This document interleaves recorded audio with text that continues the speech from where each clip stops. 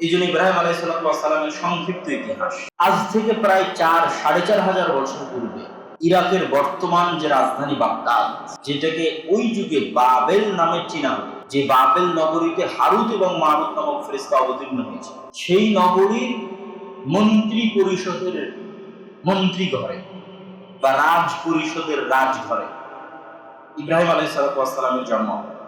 ইব্রাহিম আলাইহিস সালামের পিতা সেই রাজ পরিবারের প্রধান পুরোহিত বা প্রধান যাজক, প্রধান ধর্মগুরু। মূর্তি বানানো এবং মূর্তি দেখাশোনার মূল দায়িত্ব যার হাতে ন্যস্ত আজাদ, তার ঘরে ইব্রাহিম আলাইহিস সালামের জন্ম। ইব্রাহিম আলাইহিস সালামকে আল্লাহ তার সেলফ অ্যানালাইসিস, শার্প মেধা, হিকমা, যা আল্লাহ জন্মগত দিয়েছে, যেটার মাধ্যমে তিনি আল্লাহর তাওহীদ পান। আল্লাহ সুবহানাহু ওয়া তাআলা তাকে হেদায়েত দেন। তার মনের মধ্যে প্রশ্ন তৈরি হয়, তিনি নিজেই সেই প্রশ্নের উত্তর খোঁজার চেষ্টা করেন। আশেপাশের মানুষকে দেখেন সূর্যের ইবাদত করে, চন্দ্রের করে, তারকার করে, ওগুলো নিয়ে উনিও চিন্তা করতে থাকেন যে সূর্যের ইবাদত কেন করব, চন্দ্রের কেন করব, তারকার কেন করব, এবং প্রত্যেকটা কেন করব না তার একটা করে লজিক বের করতে থাকেন। এই যে সেলফ অ্যানালাইসিস করতে করতে করতে করতে উনি এই সিদ্ধান্তে পৌঁছেন, যেটা আল্লাহ কোরআনে ভাবে বলছে, ইন্নী ওয়াজ্জাহতু ওয়াজহিয়া লিল্লাযী ফাতারাস সামাওয়াতি ওয়াল আরদা হানিফান ওয়া মা আনা মিনাল মুশরিকিন। আমি আমার সকল চিন্তা চেতনা, ধ্যান ধারণা মনোনিবেশ করছি, সন্নিবেশিত করছি, একীভূত করছি একমাত্র ওই সত্তার দিকে, যিনি আসলে এই আসমান, এই জমিন, এই সূর্য, এই নক্ষত্র, এই গ্রহ সব আসলে যিনি তৈরি করেছেন, যাকে দেখতে পাচ্ছি, যিনি আড়ালে আছেন সব। ওয়ামা আনা মিনাল মুশরিকিন, আর আমি মুশরিকদের অন্তর্ভুক্ত নই। ইন্নী বারীউম মিম্মা তুশরিকুন, হে আমার জাতি, তোমরা যে শিরক করতেছো, এই শিরক থেকে আমি মুক্ত এবং পবিত্র। এই যে ইব্রাহিম আলাইহিস সালাম আল্লাহর তাওহীদের যে সন্ধান পেলেন, এই দাওয়াত উনি পৌঁছে দিলেন প্রথমে তার বাবার কাছে, তারপরে পৌঁছে দিলেন সমাজের লোকের কাছে। বাবার কাছে পৌঁছে দিলে কি হবে? আতাত্তাখিযু আসনামান আলিহা ইয়া আবাতি লিমা তা'বুদু মা লা ইয়াসমাউ ওয়া লা ইয়াবসুরু ওয়া লা ইউগনি আনকা শাইআ। ইব্রাহিম তার পিতাকে ডাক দিয়ে বলল, হে আমার পিতা, এমন মূর্তির কেমনে ইবাদত করেন যে শোনে না, যে দেখে না, যে আপনার কোনো উপকার করতে পারে না। তো বিভিন্ন যুক্তি দিয়ে যখন তিনি তার বাবাকে দাওয়াত দিলেন, তখন তার বাবার পাল্টা উত্তর ছিল, তা শিরক শব্দের অর্থ আরবিতে রোদে গোস্ত পুড়ানো। আগের যুগের মানুষ গোস্ত সংরক্ষণের জন্য যেভাবে মাছের শুটকি করায় আপনারা অভ্যস্ত, ঠিক সেভাবেই গোস্তের সাথে লবণ মাখিয়ে সেটাকে রোদে শুকাতে দেওয়া, এবং গোস্ত শুকিয়ে গেলে এটা অনেক দিন যাবৎ সেই গোস্তকে সংরক্ষণ করা যায়। তো শাব্দিক অর্থ করলে গোস্ত শুকানোর দিন 3 দিন। আর ইসলামী শরীয়তে এই 3 দিনের কাজ কি, এই 3 দিনের গুরুত্ব কি? একটা তো হজের সাথে সম্পৃক্ত কাজ হচ্ছে এই 3 দিন হাজিরা মিনায় অবস্থান করবে, আর প্রত্যেক দিন জামারা দিকে 5 মিনিট 3 দিন। আর রাসূলুল্লাহ সাল্লাল্লাহু আলাইহি ওয়াসাল্লাম বাক্যে যেটা উচ্চারণ করছেন সেটা বলছেন আইয়ামুত তাশরীক, আইয়ামু আকলিন ওয়া শুরবিন ওয়া যিকরিল্লাহ। আইয়ামুত তাশরীকের কাজ 3 দিন: খাওয়ার দিন, পান করার দিন, আল্লাহর জিকির করার দিন, আল্লাহর প্রশংসা করার দিন। এবং আইয়ামুত তাশরীকের বিশেষ তাকবীর ওই তাকবীরই যে তাকবীর আমরা ঈদে পাঠ করে থাকি, আল্লাহু আকবার, আল্লাহু আকবার, লা ইলাহা ইল্লাল্লাহ, আল্লাহু আকবার, আল্লাহু আকবার, ওয়ালিল্লাহিল হামদ। ঈদুল ফিতরের দিন এই তাকবীর একদিনেই শেষ হয়ে গেলেও ঈদুল আজহায় এই তাকবীর চলবে 4 দিন, ঈদের দিন এবং ঈদের পরের 3 দিন। তাহলে আমরা যদি আজকাল এই তাকবীর মিস করি, তাহলে অনেক বড় একটা সুন্নাত মিস করে দিচ্ছি। যেখানে রাসূল সাল্লাল্লাহু আলাইহি ওয়াসাল্লাম বলছেন এই 3 দিন খাওয়ার দিন, পান করার দিন, আল্লাহর জিকিরের দিন, আল্লাহর বড়ত্ব ঘোষণার দিন। ওয়ালিতুকাব্বিরুল্লাহ আলা মা হাদাকুম, আল্লাহ যে তোমাদের কুরবানি করার তৌফিক দিয়েছে এবং কুরবানির গোশত খাওয়ার সুযোগ দিয়েছে, এটার শুকরিয়া কোথায়? এটার শুকরিয়া হচ্ছে তাকবীর, আল্লাহর জিকির। এবং এই জন্য যেহেতু এই 3 দিন খাওয়া এবং পান করার দিন, এই জন্য এই 3 দিনে সিয়াম পালন হারাম, সিয়াম রাখা যাবে না। কুরবানির গোশত খেতে হবে আর আল্লাহর শুকরিয়া আদায় করতে হবে। আর বাংলাদেশের মুসলমানদের জন্য আল্লাহর শুকরিয়া আদায় করা আরো বেশি জরুরি, এই জন্য যে ভারত উপমহাদেশের অবস্থা আপনাদের অবগতিতে আছে। পৃথিবীর অন্য অঞ্চলে মুসলমানদের গোশত খাওয়া নিয়ে স্ট্রাগল, পরিশ্রম করতে হয়নি কেন? অন্য অঞ্চলের মানুষেরা আব্রাহামিক রিলিজিয়নের অনুসারী, ইব্রাহিমী দিনের অনুসারী, নাম কাওয়াস্তে হল দাবিতে মিল্লাতে ইব্রাহিমের অনুসারী হওয়ার দাবি করে। তো মিল্লাতে ইব্রাহিম, আমরা যেই সুন্নাতগুলো পালন করছি কুরবানিকে কেন্দ্র করে, হজকে কেন্দ্র করে, তার সবগুলো ইব্রাহিমী সুন্নাত। কাবা ঘর মুহাম্মদ সাল্লাল্লাহু আলাইহি সাল্লাম তৈরি করেননি, আর সাফা মারওয়াতে মুহাম্মদ সাল্লাল্লাহু আলাইহি ওয়াসাল্লাম দৌড়িয়েছেন তাই আমরা দৌড়াচ্ছি, এটা নয়। সাফা মারওয়াতে ইব্রাহিমের স্ত্রী দৌড়িয়েছিল তাই মুহাম্মদ সাল্লাল্লাহু আলাইহি ওয়াসাল্লাম দৌড়িয়েছেন। আর কাবায় ইব্রাহিম হজের ঘোষণা দিয়েছিল তাই মুহাম্মদ সাল্লাল্লাহু আলাইহি ওয়াসাল্লাম হজ করেছেন। ঠিক কুরবানি, তাহলে কুরবানি, হজ, কাবা ঘর, এই যে এই সংশ্লিষ্ট যে ইতিহাস এবং ঐতিহ্য, এগুলো ইব্রাহিমী ইতিহাস এবং ঐতিহ্য। তো ইব্রাহিম আলাইহিস সালাতু ওয়াস সালামের নামে বর্তমান পৃথিবীতে 3টে দিন প্রচলিত আছে। একটা আমরা মুসলমানেরা, একটা খ্রিস্টানরা, একটা ইহুদিরা। 3 ধর্মের মানুষের কাছে ইব্রাহিম আলাইহিস সালাম শুধু সম্মানিত নয়, খুবই সম্মানিত।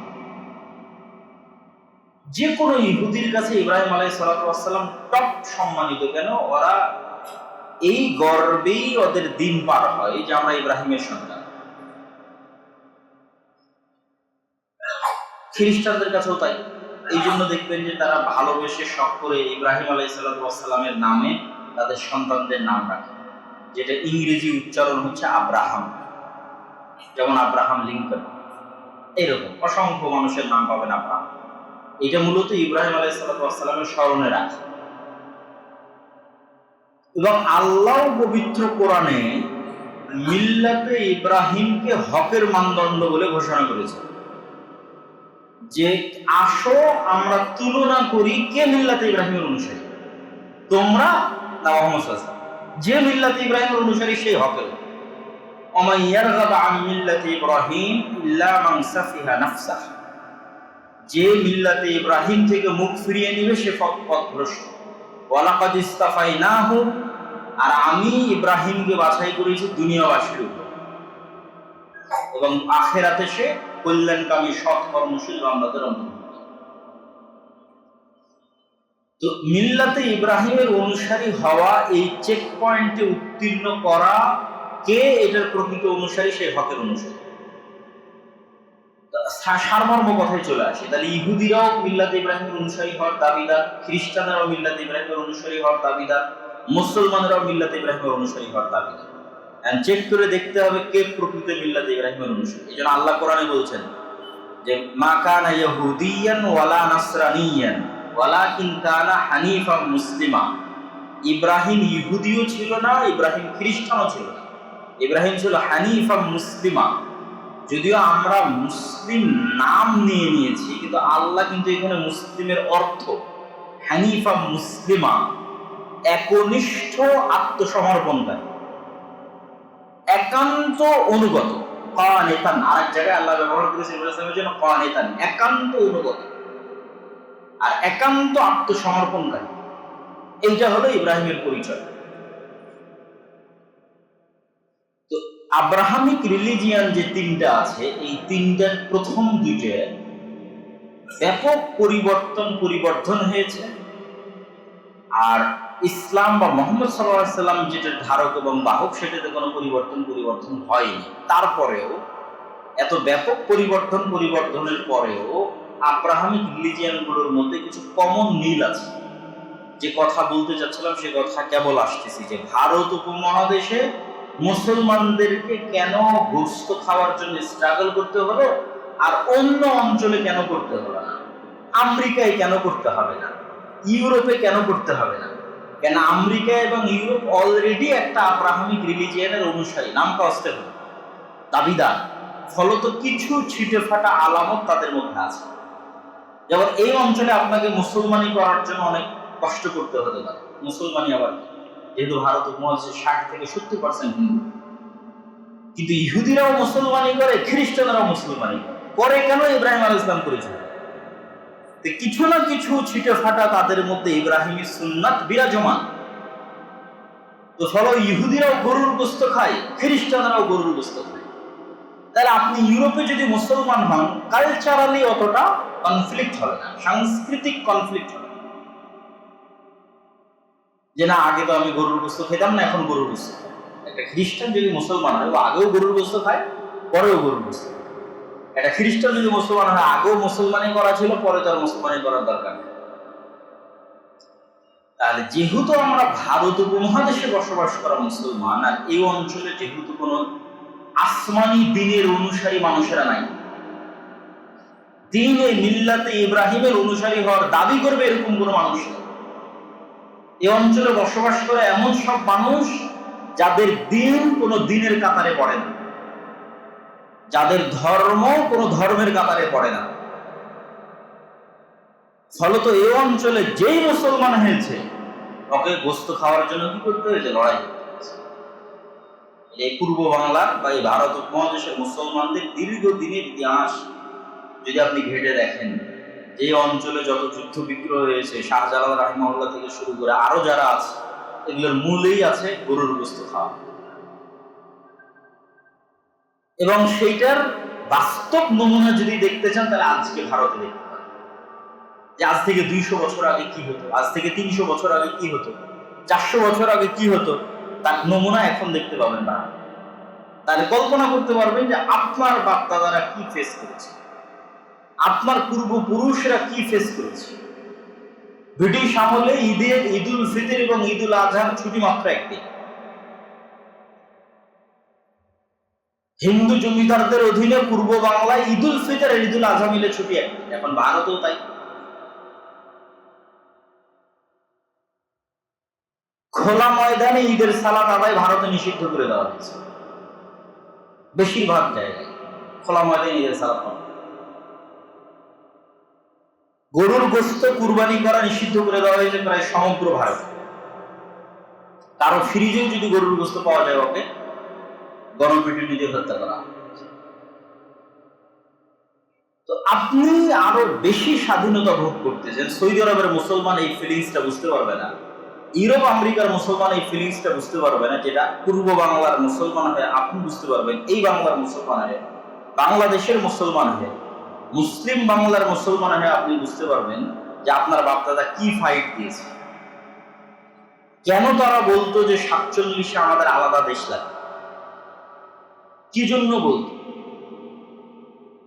আল্লামা ইকবাল বলেন, মিস্টার জিন্না বলেন, হোসেন শহীদ সোহরাওয়ার্দী বলেন, শের বাংলা একে ফজলুল হক বলেন, অথবা 180-90 বছরের ব্রিটিশ বিরোধী আন্দোলন বলেন, কেন তারা বলতো যে মুসলমানদের আলাদা দেশ লাগে?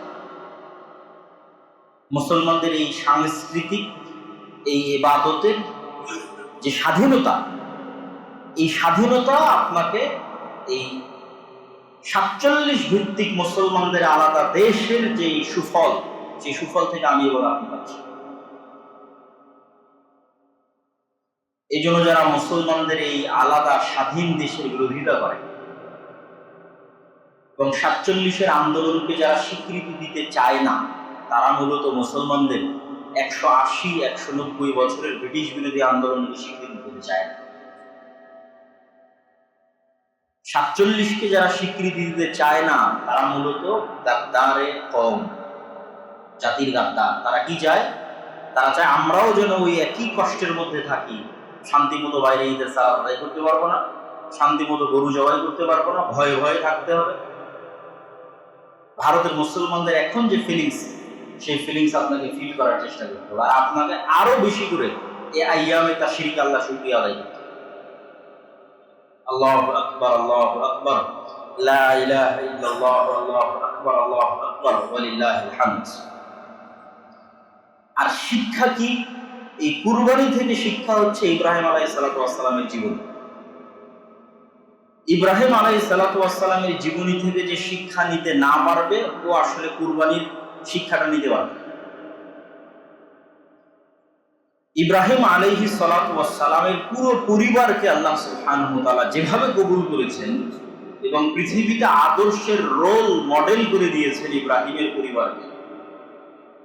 পিতা হিসেবে ইব্রাহিম, স্বামী হিসেবে ইব্রাহিম, স্ত্রী হিসেবে ইব্রাহিমের স্ত্রীরা, সন্তান হিসেবে ইব্রাহিমের সন্তানেরা যে সম্পূর্ণ একটা আদর্শ রোল মডেল করে দিয়েছেন, তার নজির ইতিহাসে পাওয়া যায় না। আল্লাহ সুবহানাহু ওয়া তাআলা কোরআন মাজিদে বলছেন,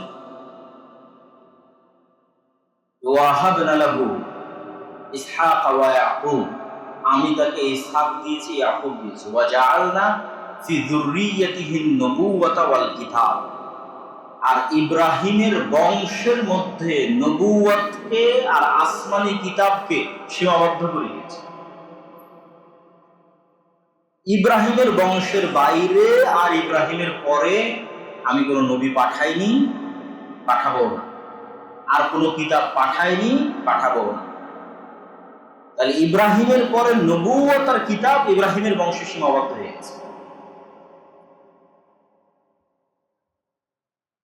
এই যে ইব্রাহিম আলাইহিস সালাতু ওয়াস সালামের সম্মান, ওনার ইতিহাস থেকে তো আমাকে এবং আপনাকে শিক্ষা নিতে হবে। এই জন্য ইব্রাহিম আলাইহিস সালাতু ওয়াস সালামের সংক্ষিপ্ত ইতিহাস। আজ থেকে প্রায় 4,500 বছর পূর্বে ইরাকের বর্তমান যে রাজধানী বাগদাদ, যেটাকে ওই যুগে বাবেল নামে চেনা হতো, যে বাবেল নগরীতে হারুত এবং মারুত নামক ফেরেশতা অবতীর্ণ হয়েছে, সেই নগরীর মন্ত্রী পরিষদের মন্ত্রী ঘরে বা রাজ পরিষদের রাজঘরে ইব্রাহিম আলাইহিস সালাতু ওয়াস সালামের জন্ম। ইব্রাহিম আলাইহিস সালাতু ওয়াস সালামের পিতা সেই রাজ পরিবারের প্রধান পুরোহিত বা প্রধান যাজক, প্রধান ধর্মগুরু। মূর্তি বানানো এবং মূর্তি দেখাশোনার মূল দায়িত্ব যার হাতে ন্যস্ত, আজার। তার ঘরে ইব্রাহিম আলাইহিস সালাতু ওয়াস সালামের জন্ম। ইব্রাহিম আলাইহিস সালাতু ওয়াস সালামকে আল্লাহ তার সেলফ অ্যানালাইসিস, শার্প মেধা, হিকমা, যা আল্লাহ জন্মগত দিয়েছে, যেটার মাধ্যমে তিনি আল্লাহর তাওহীদ পান, আল্লাহ সুবহানাহু ওয়া তাআলা তাকে হেদায়েত দেন। তার মনের মধ্যে প্রশ্ন তৈরি হয়, তিনি নিজেই সেই প্রশ্নের উত্তর খোঁজার চেষ্টা করেন। আশেপাশের মানুষকে দেখেন সূর্যের ইবাদত করে, চন্দ্রের করে, তারকার করে, ওগুলো নিয়ে উনিও চিন্তা করতে থাকেন যে সূর্যের ইবাদত কেন করব, চন্দ্রের কেন করব, তারকার কেন করব, এবং প্রত্যেকটা কেন করব না তার একটা করে লজিক বের করতে থাকে। এই যে সেলফ অ্যানালাইসিস করতে করতে করতে করতে উনি এই সিদ্ধান্তে পৌঁছেন, যেটা আল্লাহ কোরআনে ভাবে বলছে, ইন্নী ওয়াজ্জাহতু ওয়াজহিয়া লিল্লাযী ফাতারাস সামাওয়াতি ওয়াল আরদা হানিফান ওয়া মা আনা মিনাল মুশরিকিন।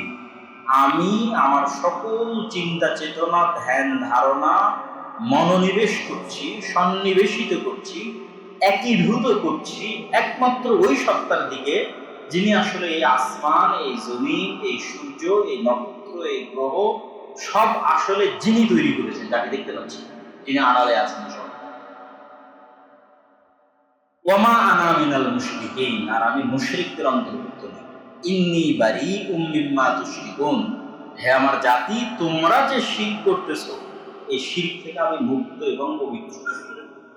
এই যে ইব্রাহিম আলাইহিস সালাতু ওয়াস সালাম আল্লাহর তাওহীদের যে সন্ধান পেলেন, এই দাওয়াত উনি পৌঁছে দিলেন প্রথমে তার বাবার কাছে, তারপরে পৌঁছে দিলেন সমাজের লোকের কাছে। বাবার কাছে পৌঁছে দিলে কি হবে?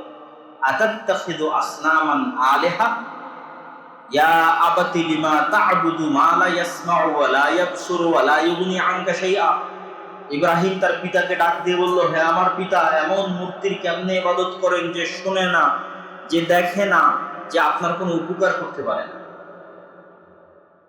তো বিভিন্ন যুক্তি দিয়ে যখন তিনি তার বাবাকে দাওয়াত দিলেন, তখন তার বাবার পাল্টা উত্তর ছিল, হে ইব্রাহিম, আরাগিবুন আনতা আন আলিহাতি ইয়া ইব্রাহিম, ইব্রাহিম তুমি কি চাও আমি আমার এই মূর্তি প্রভুদের থেকে মুখ ফিরিয়ে নিই? লা ইল্লাম তানতাহি লা আরজুমান্নাক, তুমি যদি তোমার এই দাওয়াত দেওয়া বন্ধ না করো আমি তোমাকে পাথর দিয়ে মারবো। লা আরজুমান্নাক, পাথর দিয়ে আঘাত করা। ওয়াহজুরনি মালিয়া, আর তুমি এক্ষুনি আমার এখান থেকে, আমার ঘর থেকে বের হয়ে যাও। হকের দাওয়াতে ঘর থেকে প্রথম বাধা আসে। বংশ পরিচয়ে কোনো কিছুর মূল্য নির্ধারিত হয় না। নূহের সন্তান কাফের, আর মূর্তি পূজকের সন্তান পৃথিবীর সর্বশ্রেষ্ঠ নবীদের একজন। এই জন্য বংশ পরিচয়েও কিছু হয় না, রক্তেও কিছু হয় না, হয় ইমানের নূরে, যার মধ্যে ইমানের নূর একবার প্রজ্বলিত। সে এখন কোন বংশে জন্ম নিল, কোন ঘরে জন্ম নিল, সেটা দেখলাম। তো ইব্রাহিম আলাইহিস সালামের পিতা যখন তার দাওয়াত গ্রহণ করলো না, এবার উনি চাচ্ছেন সমাজের মানুষকে দাওয়াত। অপেক্ষা করলেন ফেস্টিভ্যাল ডে, জাতীয় উদযাপন, মেলা। সবাই যখন মেলায় চলে গেল, উনি অসুস্থতার অজুহাতে গেলেন না। ফাজআলাহুম জুদাদান ইল্লা কাবীরাল লাহুম, সব মূর্তি ভেঙে বড়টাকে রেখে দিয়েছে। সবাই যখন ফিরে আসলো, কে করেছে এই কাজ? আফআলতা আনতা হাযা বিআলিহাতিনা ইব্রাহিম, আনতা ফাআলতা হাযা, ইব্রাহিম তুমি কি আমাদের প্রভুদের সাথে, আমাদের ইলাহদের সাথে এই কাজ করেছো ইব্রাহিম তুমি? কেন সবার সন্দেহের তীর ইব্রাহিমের দিকে, যেহেতু মূর্তি বিরোধিতার গন্ধ তার কাছ থেকে আসে, আর সে মেলায় যায়। তখন ইব্রাহিম আলাইহিস সালাম বলছেন, ফাসআল বাল কাবীরুহুম, বরং এই ঘটনা ঘটিয়েছে সবচেয়ে বড়টা। তোমরা পারলে এদেরকে জিজ্ঞেস করো, ইনকানু ইয়ানতিকুন, যারা আহত অবস্থায় পড়ে আছে এদের জিজ্ঞেস করো যদি এরা কথা বলতে পারে। তখন ওরা বলছে ইব্রাহিমকে, কাদ আলিমতা, ইব্রাহিম তুমি তো আগে থেকেই জানো যে হাউলাই লা ইয়ানতিকুন, এরা কথা বলতে পারে না। এই উত্তরের অপেক্ষা ইব্রাহিম আলাইহিস সালাম ছিলেন। এটা মূলত ওনার দাওয়াত দেওয়ার একটা পদ্ধতি, একটা কৌশল। মূর্তি ভাঙতে হবে রাগে ক্ষোভে, এই উদ্দেশ্য না। এই পয়েন্টে তো ওরা আসবে। বড়টাকে তো এই জন্যই রাখা আছে যে উনি বলবেন যে যেগুলো আহত হয়েছে এগুলোকে জিজ্ঞেস করে বড়টাই ভেঙেছে। তো ওরা তো বলবে যে এরা কথা বলতে পারে না, এই পয়েন্টের অপেক্ষা। এবারে ইব্রাহিম আলাইহিস সালাম তার দাওয়াতটা দিয়ে দিলেন, যে তাওহীদের দাওয়াত উনি ওনার বাপকে দিয়েছেন, যে তোমরা এমন সত্তার কিভাবে ইবাদত করো, মা লা ইয়ানফাউকুম ওয়া লা ইয়াদুররুকুম শাইআ, যে সত্তা তোমাদের ক্ষতিও করতে পারে না, উপকারও করতে পারে না, কথাও বলতে পারে না। জনগণের তো এই যুক্তির কোনো উত্তর নাই জনগণের কাছে। তখন সবাই মিলে ইব্রাহিম আলাইহিস সালামকে নিয়ে গেল বাদশাহ। এত বড় ভয়ঙ্কর ভয়াবহ দাওয়াত, একবার বাপের কাছে দিচ্ছে, একবার সমাজের মানুষের কাছে দিচ্ছে, কিন্তু যুক্তিতে টিকা যাচ্ছে। এবার বাদশাহ ইব্রাহিমের কাছে জানতে চাইল, তুমি কোন রবের ইবাদত করো? তো রব্বুস সামাওয়াতি ওয়াল আরদ, আসমান এবং জমিনের যিনি রব। তাহলে তোমার রব কি করতে পারে? বলে ইহয়ী ওয়া ইউমীত, আমার রব মৃতকে জীবিত করতে পারে, জীবিতকে মৃত করতে পারে। তাহলে এটা এমন কি কাজ হলো যেটা আমি পারি না? ফাঁসির মৃত্যুদণ্ডপ্রাপ্ত আসামিকে মুক্ত করে দিল চোখের সামনে, তখন ইনস্ট্যান্ট। আর একজন নিরপরাধ মানুষকে হত্যা করল। এই যে মৃতকে জীবিতকে মৃত করলাম, মৃতকে জীবিত করলাম, তোমার আবার কি করতে? ফাইন্নাল্লাহা ইয়াতি বিশ-শামসি মিনাল মাশরিক ফাতি বিহা মিনাল মাগরিব। তো বলে ঠিক আছে, যেহেতু তুমিও জীবিতকে মৃত করতে পারো, মৃতকেও জীবিত করতে পারো, তা আমার রব আর একটা কাজ, সেটা হচ্ছে আসমানের যে নিজাম, একটা নির্ধারিত নিজামে আসমান চলতেছে, ম্যানেজমেন্ট সিস্টেম। কিভাবে সূর্য উঠবে, কেমনে ঘুরবে, চাঁদ কিভাবে ঘুরবে, কোথায় যাবে, পৃথিবী কিভাবে চলবে, পুরো একটা নির্ধারিত সিস্টেমের উপরে চলতেছে। কখনো চেঞ্জ হয় না এই সিস্টেম। কোথায় বৃষ্টি হবে, কোথায় ঝড় হবে।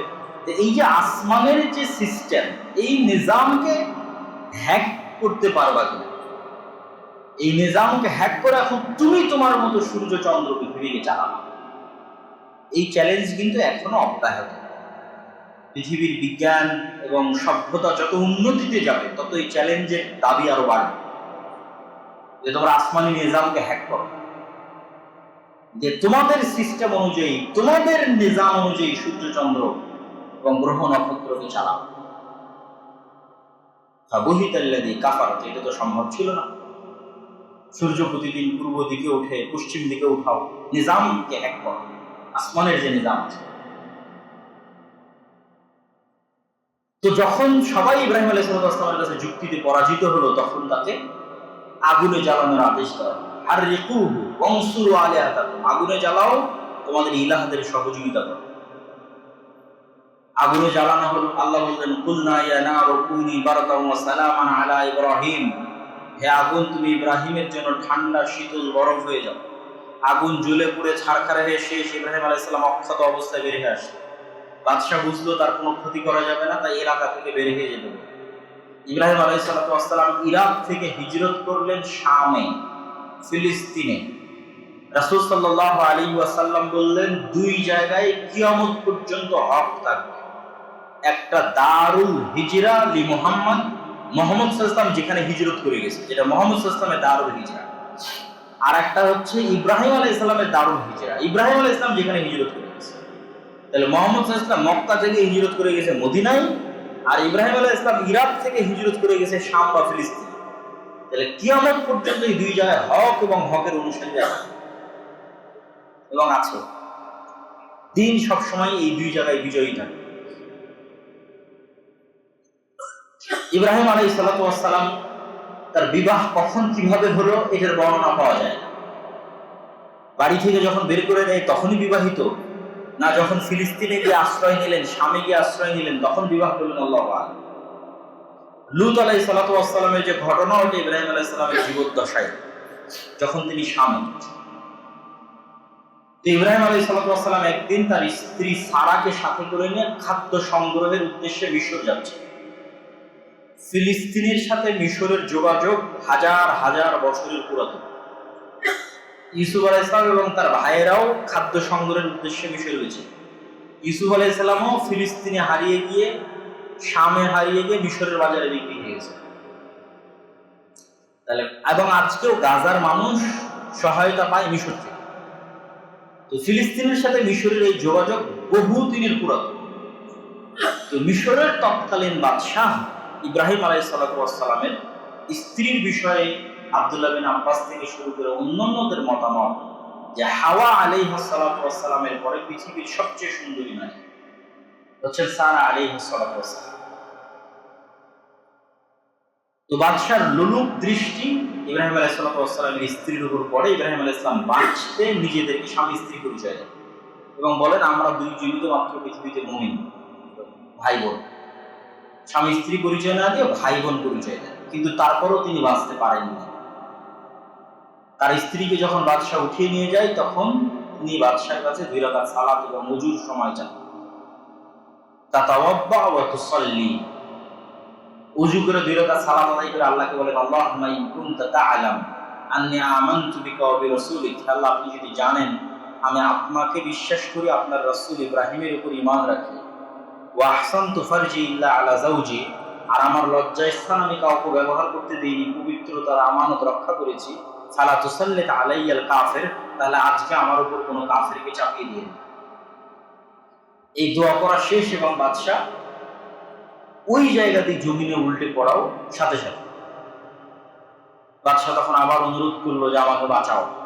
সারা আলাইহিস সালাম বাঁচালেন এই মনে করে যে যদি বাদশা এখানে মারা যায় মানুষ বলবে আমি হত্যা করেছি, আরো বিপদে পড়বে।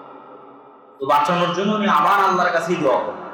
উনি আলাদা করে চিকিৎসা করে বাঁচাচ্ছেন তা, আবার আল্লাহকে বলতেছে আল্লাহ একে সুস্থ করে, যে সে আবার সুস্থ হয়ে আবার তার আগের গতিতে ফিরে আসতেছে। তখন আবার তিনি আল্লাহর কাছে দোয়া করলেন তার ধ্বংস কামনা। এই ঘটনা হলো 3 বার, মানে 3 বার উল্টে পড়ে গেল, আবার 3 বার বাঁচল, মোট 6 বার। মোট 6 বার একটা মহিলা মুখ দিয়ে যা উচ্চারণ করতেছে আল্লাহর সাথে সাথে ওটাই বাস্তবায়ন করতেছে। আল্লাহ, তাহলে মানুষ আল্লাহ সুবহানাহু ওয়া তাআলার কত নিকটে পৌঁছতে পারে, মানুষ তার ইবাদত, তার তাকওয়া, তার পরহেজগারিতা দিয়ে আল্লাহর এত নিকটে পৌঁছতে পারে। এটা সম্ভব যে সে মুখ দিয়ে যদি কিছু উচ্চারণ করে, ওটা বাস্তবায়ন না করলে আল্লাহর নিজের লজ্জা লাগে যে আমার এই বান্দা মুখ দিয়ে এটা উচ্চারণ করলো আর আমি এটা বাস্তবায়ন করতেছি না, তিনি লজ্জা করেন। এমনও মানুষ আল্লাহর নিকটে পৌঁছে। তার একটা উদাহরণ হচ্ছে সারা আলাইহিস সালাম।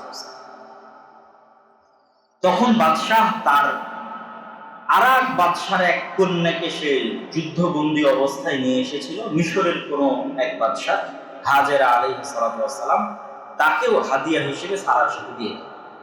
ইব্রাহিম আলাইহিস সালামের বয়স 90 বছর অতিক্রম করছে, ইতিহাসে প্রমাণ পাওয়া যায়, কিন্তু কোনো সন্তান হয়নি। তাই সন্তানের আশায় সারা আলাইহিস সালাম ইব্রাহিম আলাইহিস সালামের বিয়ে দেন হাজেরার সাথে। এবং হাজেরার সাথে বিয়ে দেওয়ার পর ইব্রাহিম আলাইহিস সালাম সন্তান লাভে ধন্য হন, তার প্রথম এবং বড় সন্তান ইসমাইল। কিন্তু স্বভাবগতভাবে মানুষের যেই স্ত্রীর সন্তান হয়, ওই সন্তানের মায়া এবং ওই স্ত্রীর প্রতি মায়া মানুষের বাড়ে। আর এইটা আবার আর এক স্ত্রী যার সন্তান হচ্ছে না, তার অন্তরে একটু হলেও কষ্ট নেই, ঈর্ষা তৈরি হয়। স্বাভাবিক, সবাই আদমের সন্তান, মানুষ।